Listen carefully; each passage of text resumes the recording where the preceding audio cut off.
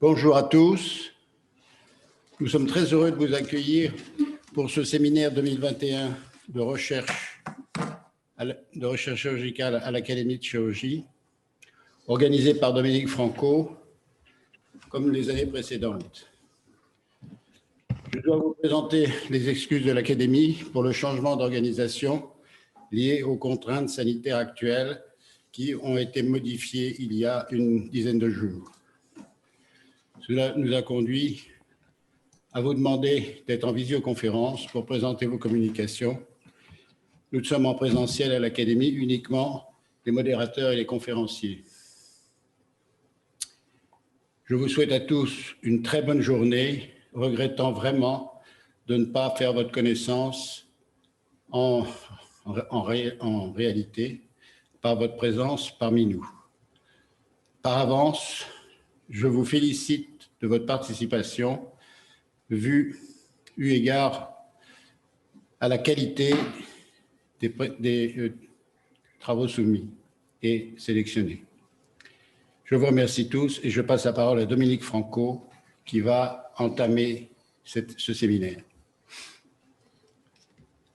Donc, bonjour à tous, merci à ceux qui sont déjà là. Alors, je vois qu'on a pris un peu d'avance. En général, on marque 8h30 pour que les gens aient le temps de se serrer la main et tout. Il n'y a pas ce cérémonial. Et donc, on ne commencera les présentations qu'à l'heure, parce que je crois qu'il y a des gens qui ne sont peut-être pas encore branchés. Je voudrais répéter d'abord ce qu'a dit Philippe, c'est-à-dire qu'on est désolé que cette séance ait lieu online. C'est une décision qu'on a prise lundi parce que vraiment la situation s'aggravait à toute vitesse et continue de s'aggraver. On est à près de 50 000 par jour pour l'instant, nouveaux cas, voilà, sans trop de gravité, heureusement. Moi, je suis très content d'avoir organisé encore cette séance de recherche. Vous savez qu'en général, on fait une séance de recherche fondamentale et puis une séance de recherche clinique. On a été obligé de pouler les deux dans ces années un peu difficiles. Mais je trouve que cette année, vraiment, le programme est un très beau programme. Avec de l'innovation je vois que Julie Bossan est branchée et le terme innovation n'a peut-être pas forcément la même signification pour elle que pour vous, mais en tous les cas, il y a beaucoup de choses nouvelles. J'ai été intéressé de voir qu'il y a des jeunes chirurgiens-chercheurs qui s'orientent maintenant vers la protection, beaucoup plus, vers l'écologie. Donc, c'est vraiment intéressant cette introduction de cette notion dans vos travaux de recherche. Je vous répète qu'on a reçu beaucoup de candidatures. On a donc été obligé de ne pas en sélectionner un certain nombre et je le regrette beaucoup parce que parmi les candidatures, parmi les présentations qui n'ont pas été sélectionnées, il y en avait certaines qui étaient quand même tout à fait bonnes, tout à fait intéressantes. On a vraiment bourré le programme, hein, vous avez vu, ça va jusqu'à tard ce soir. Et donc, on a réduit la durée de présentation à 8 minutes, mais je trouve que 8 minutes, c'est une très bonne durée, on est à l'heure du pitch de la thèse en 180 secondes. Les sessions de MOOC, en général, ne durent pas plus de 10 minutes, donc vraiment une unité de temps où on peut exprimer très clairement un message, et je vous remercie de le respecter, et les modérateurs sont malheureusement impitoyables. C'est-à-dire que quand vous aurez dépassé le temps, ils vous arrêteront, puis tant pis pour vous. Donc, respectez, s'il vous plaît, le temps, parlez simplement et respectez le temps.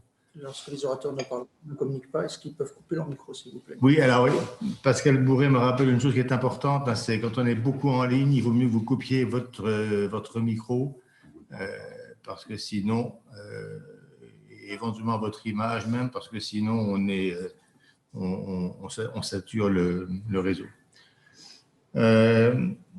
Alors, on n'aura pas la chance de pouvoir ni déjeuner en commun, ni partager une petite coupe de champagne ce soir. Je le regrette vraiment parce que ce moment-là aussi est un moment de partage que j'aime beaucoup.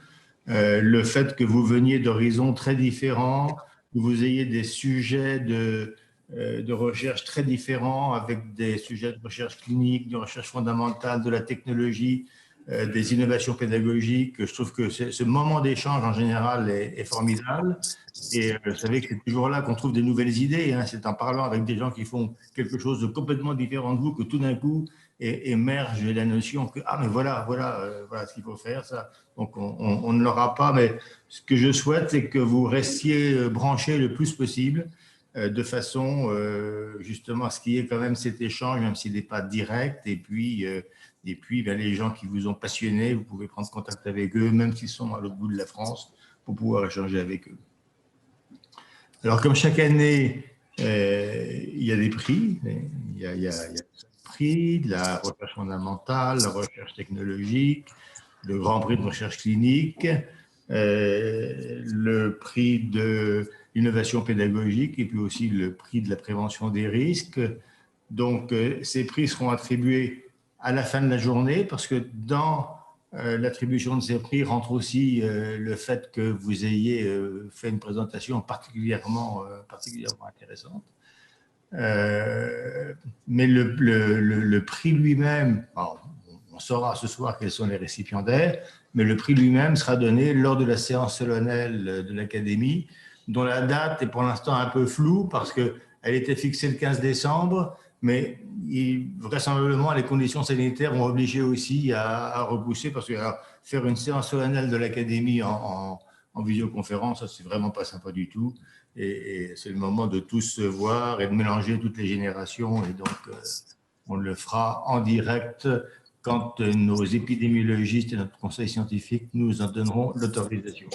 Et bien sûr, le gouvernement. Voilà.